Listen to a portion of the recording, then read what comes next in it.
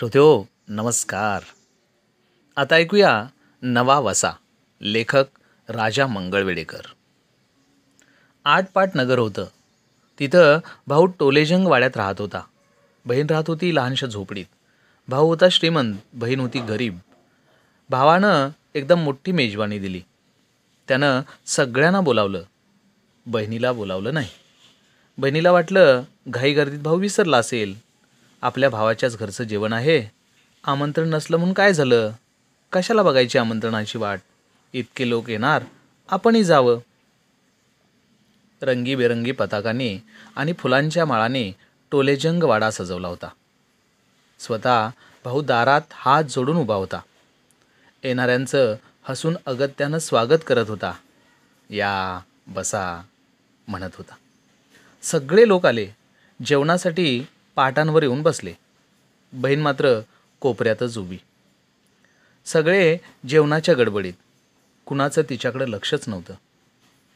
भावाची नजर आपल्याकडं आत्ता जाईल, मग जाईल असं तिला वाटलं.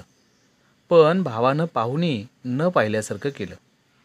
बहीण हिरमुसली. पक्वानांचा घमघमाट येत होता. कुणीच तिच्याकडं बघत नव्हतं.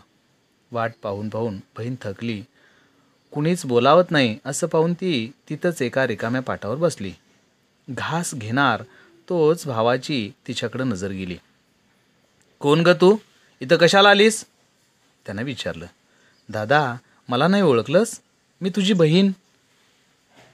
बहीण बिन ओळखत नाही, तुला काही मी आमंत्रण दिलं नाही. आपलंच घर म्हणून आले. घरच्या माणसानं का आमंत्रणाची वाट बघत थांबायचं? घरच्यांशी कसला मानपान. तू दळबद्री आहेस. माझे मित्र मला हसतील. त्यांचे भरजरी कपडे बघ, नाहीतर तुझे नुसत्या चिंध्याच. असू दे दादा, मला नाही त्याचं काही वाटत. अगं पण माझा अपमान होतो, उठ आधी.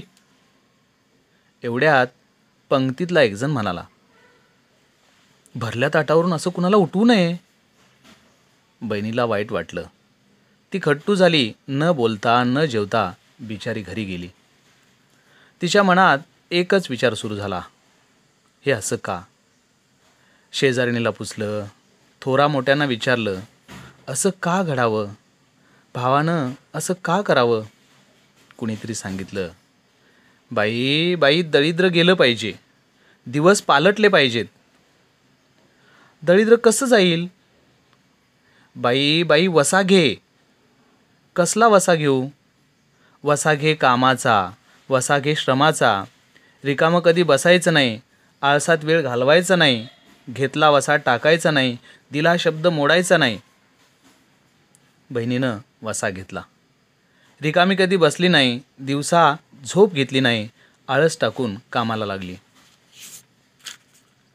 दिसामाशी स्थिती पालटली. गरिबी गेली. घराला नवी कळा आली. घर धनधान्यानं भरून गेलं. मुलं माणसं सुखावली. पै पाहुणे येऊ लागले. लोक मानानं बोलवू लागले. एक दिवस भाऊही घरी आला. मन मोकळं बोलला, हसला. अगत्यानं भोजनाचं निमंत्रण देऊन गेला. बहीण येणार म्हणून वाडा सजवला.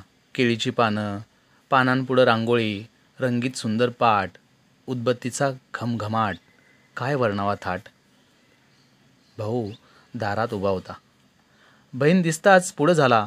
हसत मुखानं स्वागत केलं. बहीण आत आली. न बोलता उभी राहिली. जुना प्रसंग आठवला. ती पाटाजवळ गेली. सरी काढली, पाटावर ठेवली. कंटा काढला, पाटावर ठेवला. गोट काढले, पाटावर ठेवले. पाटल्या काढल्या, पाटावर ठेवल्या. तोडे काढले, पाटावर ठेवले. कुडी काढली, पाटावर ठेवली. नथ काढली, पाटावर ठेवली. भाऊ म्हणाला, ताई ताई, हे काय करतेस?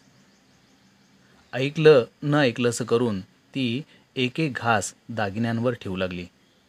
लाडवाचा घास सरीवर, जिलबीचा घास गोठावर, पुरणाचा घास नथीवर. भावाला काही कळेना. तो म्हणाला, ताई जेव ना. हो, तेच करते ना. तू ज्यांना जेवायला बोलवलेस त्यांना आधी भरवते.